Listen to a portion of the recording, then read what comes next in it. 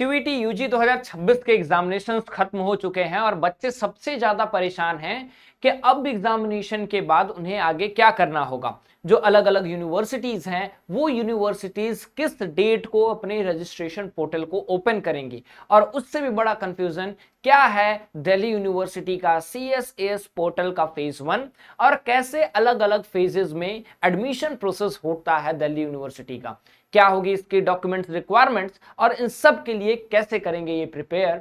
तो इन सब के लिए ये वीडियो आपके लिए सबसे इंपॉर्टेंट होने वाला है। नमस्कार, स्वागत है आपका हमारे इस ऑनलाइन लर्निंग प्लेटफॉर्म बेसिक शिक्षा पे। मैं अमित तिवारी आप सभी का ह्यूमैनिटीज डोमेन मेंटर एक बार फिर से हमारे इस चैनल पे स्वागत करता हूं। अगर चैनल पे नए हो तो सबसे पहले चैनल को सब्सक्राइब कर लो, क्योंकि यहां से यूनिवर्सिटी तक का रास्ता हम काफी आसान बनाने वाले हैं। उससे भी पहले मैं आपको बताना चाहूंगा कि आप किस कोर्स के लिए टारगेट कर रहे हैं और कहां किस कॉलेज को टारगेट कर रहे हैं, कमेंट सेक्शन में जरूर बताना, और ये वीडियो कैसा लगा वो भी बताना। दिल्ली यूनिवर्सिटी का जो एडमिशन प्रोसेस होता है थोड़ा कॉम्प्लेक्स एडमिशन प्रोसेस होता है, 3 फेजेस में चलता है, उससे भी कॉम्प्लेक्स है इसका प्रेफरेंस बनाना। अब इन सब पे हम लोग डिटेल में बात करेंगे, डॉक्यूमेंट्स वगैरह पे भी बात करेंगे। तो सबसे पहले जानो कि 3 फेजेस में इसके काउंसलिंग की प्रोसेस चलती है। फेज 1 कब चालू होगा वो इंपॉर्टेंट है। अब समझो फेज 1 होता क्या है। फेज 1 में बेसिकली आपको अपने एकेडमिक डिटेल्स जो हैं वो देने होते हैं, और साथ ही साथ आपको अपना जो पर्सनल डिटेल्स है वो देना होगा। यहाँ पे आपको रजिस्ट्रेशन फी, पर्सनल डिटेल्स, आपको अपना फोटो वगैरह अपलोड करना होगा, जो सर्टिफिकेट्स वगैरह है वो अपलोड करना पड़ेगा। ECA स्पोर्ट्स कोटा के भी कुछ सर्टिफिकेट्स वगैरह हैं तो वो भी आप देख सकते हैं। तो सारे आपके डॉक्यूमेंट्स वगैरह अपलोड करने होते हैं, एकेडमिक डिटेल्स, 10th 12th की मार्कशीट आपने कहाँ से किया, कितने आपके मार्क्स आए थे, परसेंटेज कितने बने थे, ये सारी चीजें आपको देनी पड़ती हैं फेज 1 में।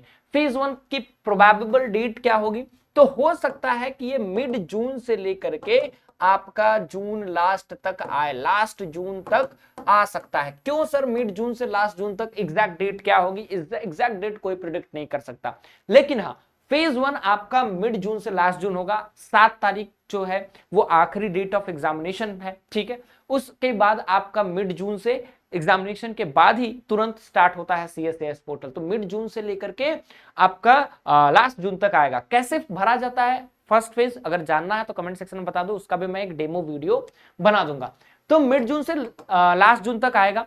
उसके बाद आपकी प्रोविजनल आंसर की आएगी, देन स्कोर कार्ड आएगा। जैसे ही स्कोर कार्ड आएगा तो हो सकता है जुलाई लास्ट तक आपका स्कोर कार्ड आए और उसके समय स्टार्ट हो फेज 2।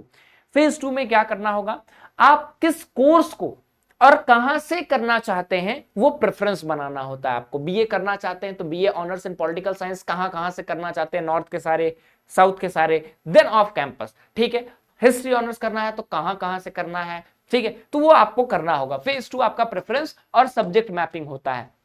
इसमें बेसिकली देखा जाता है कि आपने जो एग्जामिनेशन दिया है क्या आपने वही क्लास 12th में सब्जेक्ट्स पढ़े हैं, आपने इंग्लिश लैंग्वेज दिया है और आपने history, political science, economics subject का एग्जाम दिया है, तो क्या आपने स्टैंडर्ड 12th में वो पढ़ा है या नहीं, ये सब्जेक्ट मैपिंग कहलाता है। और ये सब्जेक्ट मैपिंग सबसे इंपॉर्टेंट फेज होता है।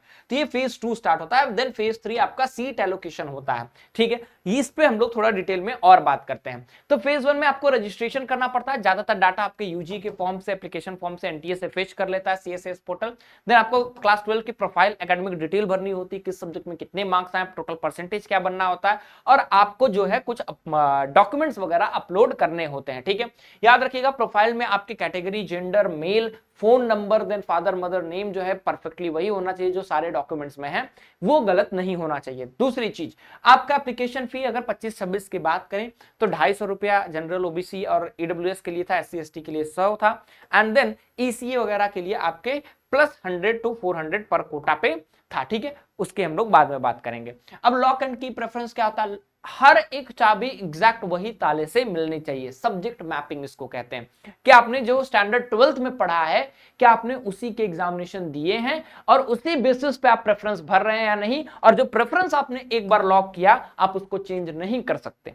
प्रेफरेंस आपने भरा, लॉक किया, you can't change the preference, until the first round gets over। पहला राउंड जब तक खत्म नहीं होता तब तक आप नहीं भरेंगे बेटा, ठीक है। तो इसको हम लोग कहते हैं। Then phase 3 allocation engine. अब एलोकेट कैसे होता है? सबसे पहले क्या होगा, आप एक्सेप्ट करेंगे। आपको अगर मान लो हिंदू कॉलेज में पॉलिटिकल साइंस ऑनर्स मिला तो आप उसको एक्सेप्ट करेंगे।